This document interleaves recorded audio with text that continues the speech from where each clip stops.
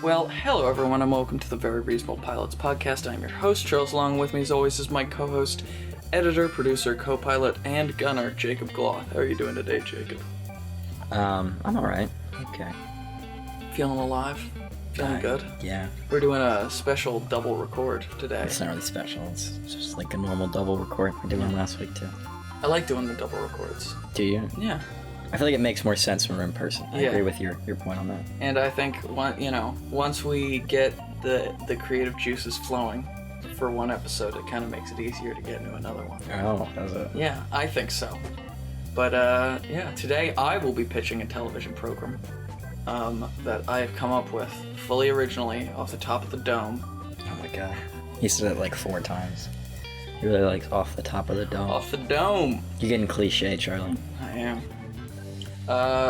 This show, which I have not come up with a title for yet, follows our main character, Judas, as he works... Judas. As he works, fights, and fucks his way through this post-apocalyptic fantasy, future it's full of all different sorts of races and people. Post-apocalyptic fantasy. So is there like, dwarves and stuff? There's... I'll get to it. So, in this universe, this is a universe in which humanity was fully able to, like, overcome its, feeble, physical forms using genetic modification and stuff like CRISPR. You really like that biology stuff, don't you? Yeah, I'm into it. I'm into post-human zoology. Call me a zoology. What? That's what it's called. We should make a new show and call it Zootopia. And there's like animals, and they all live together in harmony until one day where like the predator animals start becoming evil and stuff. But it turns out one of the prey animals actually using some serum to make the predators evil and stuff. Okay, how about this? It's all because the lamb wanted the mayor's office. Yeah, fuck this show. But a bunny comes and beats up the people and wins. Yeah, okay, fuck this show. Fuck the show that I spent like 2 pages writing out what would happen. We're gonna remake Zootopia, but instead of animals, they're gonna be like horribly mutated human-animal hybrids, like Cronenberg's. So they're all just like crawling on the ground and like made of tongues and eyeballs and stuff. Let's not do that. All right, what's your show? My show, like I said, post-apocalyptic fantasy in which humanity in the future was able to overcome feeble human bonds and through genetic modification and creating all these different types of people. Yeah. So, the first kind of people are cat people. They're basically half human, half cat. And the only real reason that they exist is because when the genetic modification came around, all the perverts were on it like that. All the furries and all the creepy anthropomorphic animal people, they were on it like that. And they wanted to be cats. And they were cat people. So I think that it would be inevitable. If genetic modification became prevalent in our society, tons of cat people immediately, because there are a lot of perverts out there. Yeah. The second type of person is a humanex, which is Humax. Okay. It's basically a person, but everything is better. Sounds like a drug that like helps with your stomach or something when you got stomach pain. Humanex. Humanex. You feeling ill? But there's no side effects, internal bleeding. Side effects include you may will have die. a stroke. But they're basically humans, but better in every way. One of the side effects is you may start, you may be unable to stop pitching pilot TV shows. Oh my god! May have sudden urges to start a podcast. May have sudden urges to interrupt your co-host. You might all of a sudden start calling random people Jake. Hey Jake, stop talking. Hey, I'm trying to pitch here. Side effects may include saying off the dome a lot. Yep. So they're people, but better in every way. But they can't reproduce. So they're entirely sterile, but they're bodybuilders without working out. They're all like 7 foot. Spider-Man. Is it Spider-Man, but they can't stick to walls, essentially? Yeah, basically. So they're really strong and stuff. They're super strong, they're really smart, and they have like crazy enhanced senses. They probably have a few extra senses, like how sharks have like a 6th sense and that sort of thing. Yeah. And they're just people, but turned up to 11. But they are, a very rare... Do they look like people? Yeah, they look like people, but like perfect people. So they're really attractive. Yeah, or like Prometheus. The show the movie Prometheus. I've heard of it. Where there was that the like super aliens were just all huge ripped dudes that were bald. I'm imagining these guys as being like, they have hair and stuff, but they're just like, they're perfect people. Yeah, I gotcha. They're all played by Chris Hemsworth, the perfect man.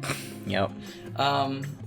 And they are very rare. Even the women. Yeah. Oh yeah, they're all everyone's played by Chris Hemsworth. Yep. They're a very rare commodity because they were like the biggest boom during the genetic modification time of humanity, but they also led to the eventual collapse that caused this post-apocalyptic future to occur. So they're kind of like a reviled and hated species because they're just better than regular people who make up the next, section. They're just regular people, no special genetic modification. Then the next three species of human that I have are where it kind of gets weirder. So, our next one is called Reachers. And these are people that are specifically built to exist in space and like on spaceships. Reachers, that's a cool name. Yeah, so they're like, they're built for living, in low gravity or with zero gravity and, off of very little food and water at a time, with very little light. So they're extraordinarily weak on the planet Earth, but they're also like very mentally proficient and they're all very intelligent because their brains have been like. Are they like the explorers? Expanded. Like they go out in the galaxy and explore stuff? They were meant to. Yeah. When the society was booming before it post-apocalyptic and turned into a fancy universe. So now it's just like they're there, but they can't really use what they're good at stuff. Yeah. And they don't know why they were built like this. Oh. Like these people have no idea that they are built for space. They just know that their entire existence is pain because the world is like pulls them so far down, and they all have to like live in water or like tubes of saline or something to keep them floating so their bones aren't crushed by the gravity of the planet, That sort of thing. And then our fifth kind of person are Hulks. And they are, as the name would imply, not very smart, but extraordinarily strong, and they were built for labor. They were like created by the high class, Are they stronger than the Human X? Yes, they're stronger than the Human X, but they're also like 10 feet tall. Whereas the Human X are like all. I imagine the Human X all being like the same height. Like all of the Human X are, the same build, same height, same eye color. They're all the same, Yeah. And then our last species of human. Last but not least, of course, is the Cytrons. The Cytrons, of course, yes. Yeah, the Cytrons, of course. And these are people built. They're related to the Reachers, but instead of being built for space, they're built for computers. So they're people built. Is there any computers in this post-apocalyptic society or no? There are computers, but the people who live in this post-apocalyptic society don't see them as computers. They don't know what they are. So Cytrons are basically this world's universe version of wizards, because they can control, all this. They're basically like technopaths, where they're able to communicate with technology. Do they know it's like computers, or do they just think they're wizards? They think that they know that they have this innate ability to speak with inanimate objects, but they don't know they couldn't tell you what a circuit board is. Okay. Or what they just know that they can do stuff to them. Yeah. So because I always like the idea of a universe where they have access to all of this advanced technology, but they have no idea how to use it, or what it's really there for, So they eventually just start using it to like hit each other. Yeah. But It's like the SpongeBob scene. We have technology. Smashes the computer against the paper. Yeah, exactly. Exactly like that. But, the Cytron's using the computer to pick up another computer to smash the paper with. So I think those are our 6 types of people that exist in this post-apocalyptic fantasy style universe. And I'm imagining the season 1, story being very much like a D&D style. These group of adventurers meet in a pub or a bar, and they go on they have all these weird quest where they, Is one of them a Reacher, and if so, can they do anything in this world? I have a Is there any point to them because they can't? Because Reachers can also, because their minds have been expanded through genetic mutation, can read minds and communicate. Psychic. So they're psychic. Okay. They're psychic. They can read minds. Some of them, if they're really fucked up, can see the future. you know? If they're, like, super messed with. They could see the future a little bit, but not, like, perfectly, you know? Yeah. So, our first character, Judas, he's just a human, you know? Classic, no genetic modification, but he's, you know, he's a badass. He's a con man. He's a lying, cheating son of a bitch. What's his race again, sorry? He's just a regular human. Oh, okay. Regular. I didn't realize there was regular humans. Yeah, they're regular humans. No classic OG, no GMOs at all. Okay. No GMOs. Yeah, no GMOs. And he's a lying, cheating, con man son of a bitch who's, you know, been all around the world, or at least says he's been all around the world. But hasn't. And he's seen a lot of stuff. And he's, like, got experience. Yeah. But, you know, and he's named Judas because, you know, these names from the old world survive, but their meanings do not. So, like, The old world. Yeah, the old world. Maybe we can name one character Jesus Christ. I don't think that would fly well. No, what if we No, named him it Jesus Christ Superstar? I see. Still don't think it would fly well. You know. All right, our people. It's hard to disconnect some of those characters. Like, you can't just name a character like Franklin Delano Roosevelt and then have it no connection at all. Like, that's just stupid. but that'd be funny. I think you could name a character Jesus Christ, because that'd be too much. Yeah. But you could name a character Franklin Delano Roosevelt and have it be a joke. Mm-hmm. That would be. Because he's not, you know, as famous. So our next character, Agnes, is a Hulk. She's about 10 foot tall. Or I have 8 foot tall here. Maybe she's a bit shorter than some of the other Hulks. But she's very smart. She's not very smart. She's very strong. They call her a dwarf. Yeah. Yeah, they make fun of her for being short, and she's... They're like, that's just sort of the joke, is because she's a dwarf for giants, but she's giant to everyone else, but they still call her a dwarf. Yeah. Oh yeah, that'd be funny. And she's very kind, and, like, she's kind of the moral compass of the group. Because she's, like, all about, like, you know... Okay. But she's dumb, right? Because she's a Hulk? She's not very smart, but she's kind, and she's got a moral... unbreakable... Like a gentle code. idiot sort of thing? Yeah. Or is she not that dumb? I don't know. How dumb are the Hulks? I wouldn't say that she's an idiot, but she's not solving any of the problems. Okay. That the group comes into... She's not... When a problem is presented to the group, she is only solving it by throwing something at it or punching it. So she's not like... she's not as dumb as the Hulk. Okay. She can form sentences and, like, have conversations. She's just not very bright. Okay. You know? She's like a C student. Yeah. Okay. I was trying to figure out how dumb as a C student. She's not that dumb. B student? Yeah. Okay. And she's, you know, very nice and kind. Sweet. Our next character is RJM. And he is a Cytron hacker who is, you know, able to manipulate technology, and maybe cities are built out of these old world, like, spaceships that have crashed to Earth, so he's able to, like, hide and escape and, like, do heists and stuff. So he's their computer guy. He's the wizard dude. And his name, RJM, stands for his 3 favorite characters, his favorite show. Robert Downey Jr., J is the junior, and the M is the... Mr. Mr. Robert Downey Jr. No, what was Robert Jr. Mr. Yeah. Is his name. Well, no, it's for Ross, Joey, Monica. Oh my god, fucking kill me. He's a Friends fan. SciJam has found this huge database of old world movies and TV shows, but he's not really able to tell you what they are. He just is like, I can see visions of the past. And it's like, that's how he explains it. We're like, I'll show you a vision of the past. And then he, like, plays it. Plays the show. And he plays Friends. And he plays an episode of Friends, or The Nanny, or whatever. Maybe he's just got, like, the Nick at Night lineup. That would be funny. Is Friends on Nick at Night? Yeah. It was? Yeah, that's where I watched most of the Friends. I watched a lot of the George Lopez show, I watched a lot of The Nanny, and I watched a lot of Friends on Nick at Night. Damn. Yeah, man. So... Nick at Night. Those were the good days when they had TV shows that were only on at night, like Adult Swim and Nick at Night. Yeah, but Nick at Night stay up late to watch them. But couldn't just watch them on Netflix like kids today. Jeez. Yeah, damn kids. They didn't have to watch terrible ads for toys they could never buy.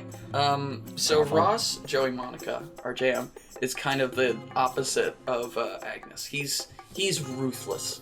and he's there for the money. He's there to, like, get paid, do the job and get paid, and he's like, I don't care who I have to hurt, who I have to kill to get, you know, what I want. I'll want it. And he's, you know, he's kind of a dick like that, but he's very good at his job, which is why they keep him around. Okay. And then our last character, who's part of the main crew, is Eleanor Lane. And she is a Reacher who is, you know, built for living in space, but is trapped on Earth by, you know, the lack of technology. So maybe, I was thinking that they travel in a caravan. You know, they travel together in a caravan. The series starts with them all being together. Like a Oregon Trail style caravan? Yeah, I guess. Like, they have a few horses and maybe a couple, like, wagons. And in one of the wagons is where Eleanor Lane lives. And she, like, lives suspended in, like, a BAFTA tank style thing. Where it's, like, this glass thing where she has to, like, you know, live suspended in water. And she communicates with her mind to everybody outside. Yeah. And so... Is she, like, the Q, you know? Yeah. She's, like, the connecting thing between everyone. Because I assume they don't have communication, so, like, she can... Like, you know, they don't have, like, a phone. So it's, like... But, like, she keeps all four of these guys connected with herself, so they can... Through her. It's like, there's people that have those powers from, like, comics and stuff. I can't think of one off the top of my head. Like, Charles Xavier could do that. Yeah. He could, like, connect everyone so they could talk. And, by the way, the Q... You were talking about James Bond, right? Yeah. Okay, cool. There's a lot of different Qs right now. Okay. Q's James Bond. There's Q from Star Trek. Quartermaster, I think. There's Q from All Tomorrows. All right. Well, they all just stole James Bond Q. All right. Okay. I think I assume James Bond Q was the first Q. Yeah. I mean, besides the letter Q. Shut up. That's the whole. Q is just short for quartermaster, so it is just the letter Q. Shut up. Go. So, Oh yeah. Okay. So all these four characters, Agnes, RJM, Eleanor Lane, and Judas, are traveling together across, you know, the desert plains of, I don't know what country it would be in. I doubt this planet would be, you know, similarly laid out to our own. Yeah, so like it could be a desert, but it's in like Maryland. Yeah, it's like a desert and it's in like Antarctica or whatever. I just spilled some water, so now we both spilled things. Yeah. It's okay. Yeah. Can't wait to cut that out. But they're, you know, traveling across the country or the planet, you know, through all these varied different locales because, you know, this is a post-apocalyptic universe. Yeah. That's also got fantasy creatures and monsters. And maybe there actually is, like, real magic, you know? Like, maybe the Cytrons are thinking, like, oh, I've got magic because I know how to, like, use a taser or whatever. And then there's actual guys who can shoot, like, fireballs out of their hands. They're, like, the two different things. You know? I kind of like the idea that it's grounded in some sort of reality, though. Yeah. I don't know about... I mean, if you want to do real magic, sure. But, like, I like the idea, like, the Cytrons don't actually have real magic. But it is magic, essentially. Yeah, it's magic. Yeah, actually, you're right. It is better if it's, like, they're all grounded in regular technology. Like, if there was, like, this amazing society... Maybe not amazing, because there's a society beforehand.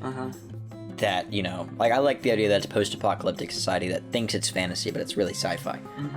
Yeah, alright, cool. It's like a fake fantasy show. Yeah. And that's what we'll call it, the title, fake fantasy show. Fake fantasy.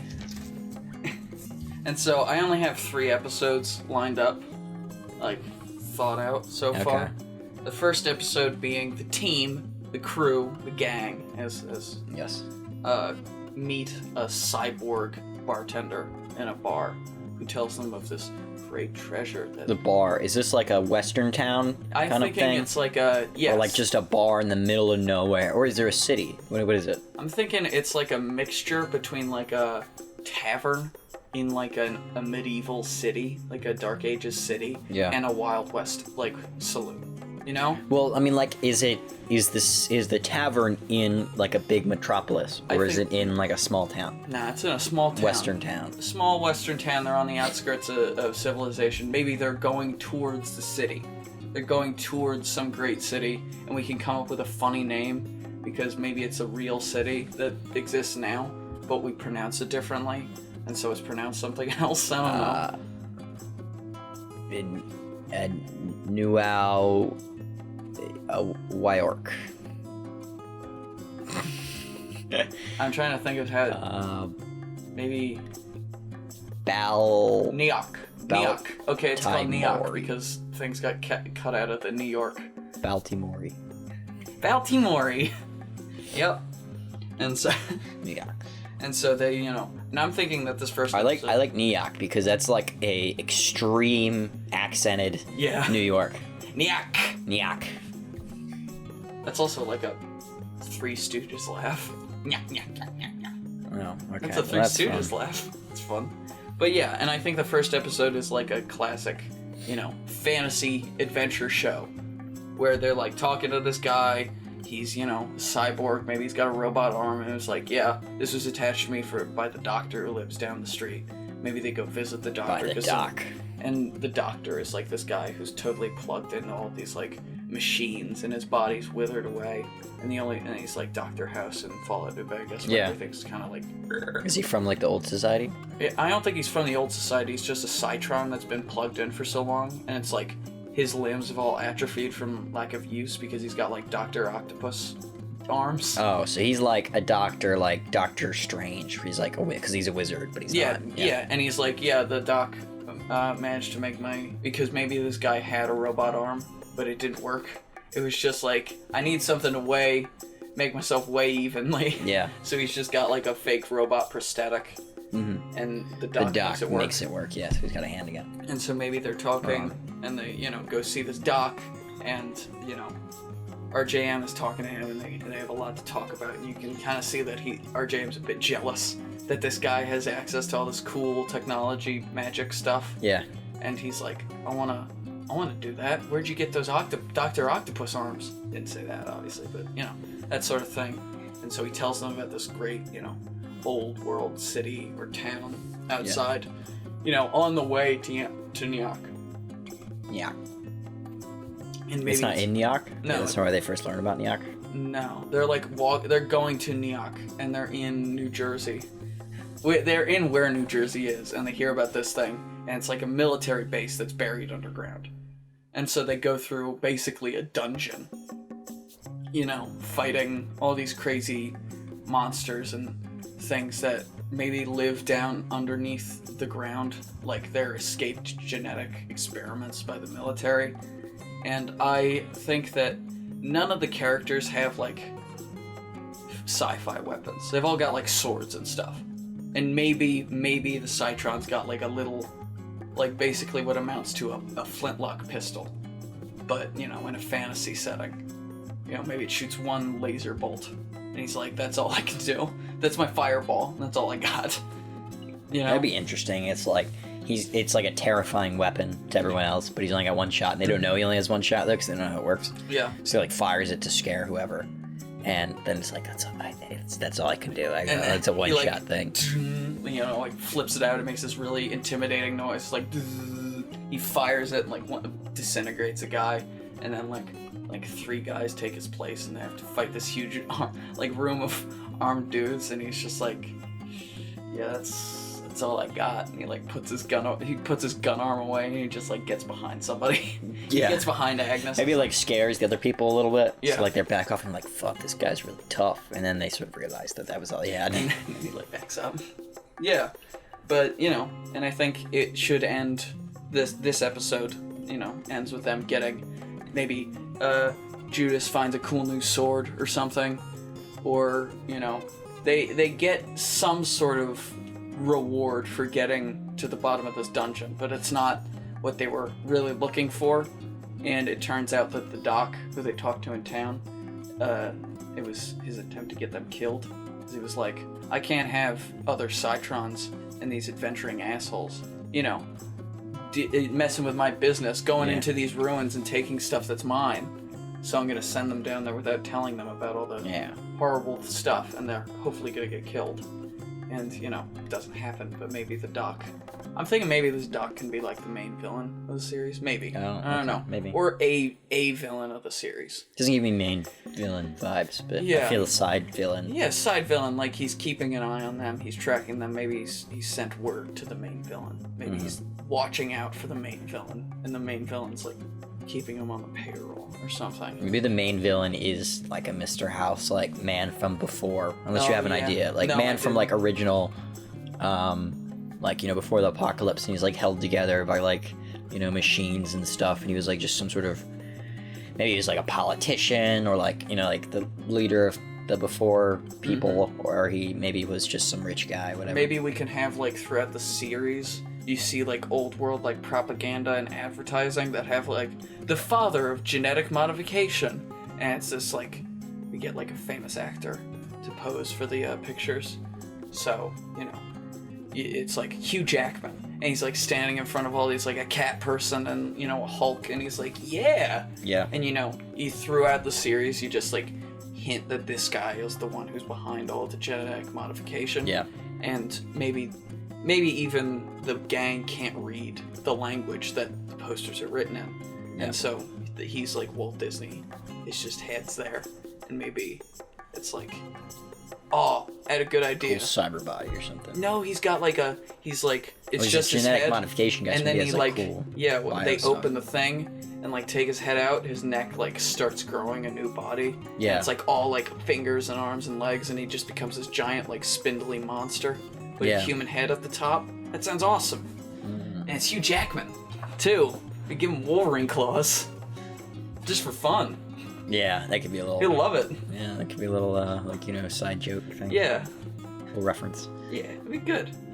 And the second episode I have is the gang. They're, traveling in this shitty caravan. Maybe it's just a one-horse thing. Or maybe they're just walking there. They're walking everywhere, and Agnes is like pulling Eleanor Lane like in like on a dolly in her giant water tank, and just like dragging her across the ground because they have no one to carry it. So they come across this like crazy cool like high-tech caravan that if they were to get and plug RJM into, he would be able to like fully run their operation like from inside the thing, and they've got like guns on it and they can fly and shit. It's awesome. And so the entire episode is them just doing these random errands for everyone in town to try and get this caravan that at the they end want to buy. that at the end is given away to someone else, because obviously we can't give them something OP in the beginning. Maybe they can get it like near the end of the show. They get the same one. They get it. The person that gets the cyber caravan gives them their shitty caravan. So it's like, it's better than walking, but not by much. Yeah. It's got like one smelly horse, and that's it. And the last episode idea I have is the crew hunts a werewolf. Because, that'd be fun, I think. A werewolf. Maybe it's some sort of weird. Yeah. It's not exactly a werewolf, like it's Maybe it's a cat person who's been experimenting on themselves. Yeah, that could be cool. Yeah. So like a cat person, but it like went crazy, and now it's like lion wolf man. Lion wolf dog man. Yeah. I think that werewolf is interesting, but a lion, a were-lion. What does the were part of werewolf mean? Man wolf. Were means man. Yeah. Wait, were means man? Yeah. So were-lion. Yeah. Like a werebear is a man bear. Were-lion. There we go. We got a were-lion. That'd be cool. And maybe you could have a really dumb line that's like, they got were-lions now? Just they got lions now? What's going on? Yep. And then some kind of third-rate writer would write that. Yeah, and then the two the main bad guy and the main good guy kiss at the end. While the other bad guy explodes himself with lightning. That's how our show ends. Yep, we're not making fun of Star Wars or anything. Nope. Yeah. And the last twist I have for this show is that Judas, who is throughout the show going to be portrayed as this kind of unlikable, he's not a bad, he's kind of a bad guy. He's not a terrible person, but if he didn't have Agnes and Eleanor Lane around to keep him level, he could easily become a bad person, a terrible person. And so he's like, throughout the series, it's constantly being questioned, like, why is he keeping these people around? You know, what's the point of having all these people when he and RJM could probably just do this pretty well on their own? And it's revealed that he's actually their brother.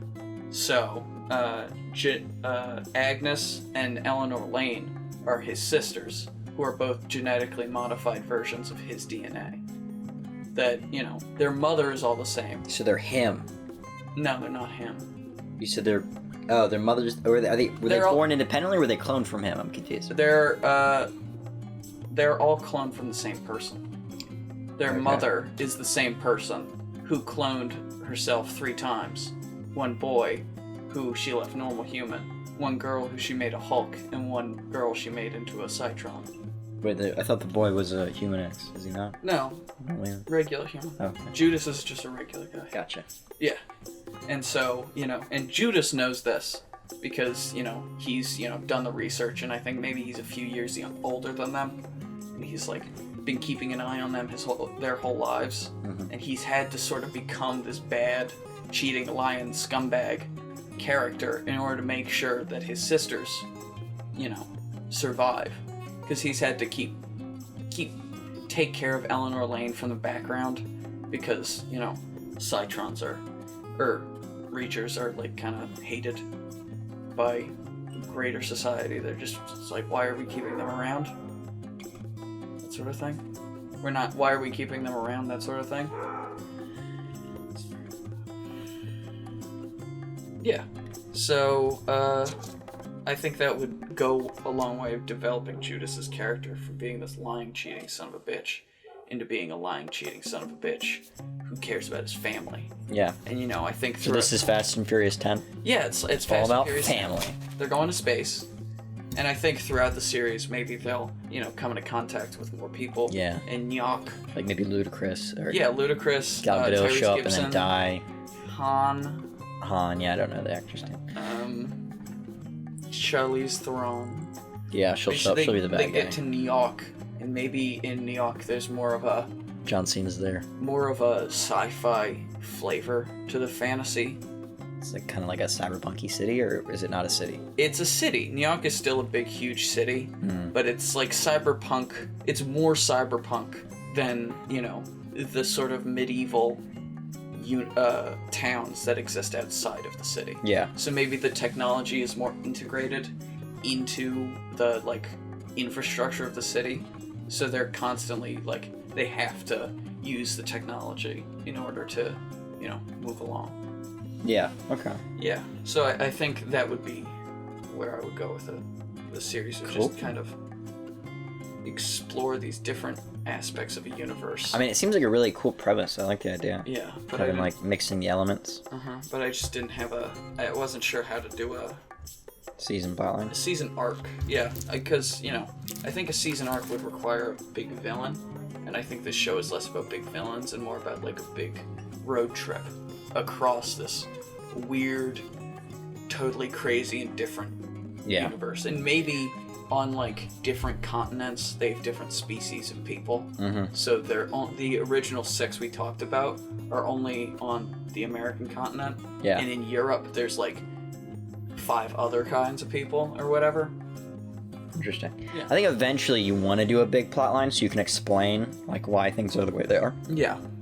But I think... Because the idea of the world's cool, but the history of it would be really interesting to see, like, you know, how it became like that. Yeah. They will probably care about that.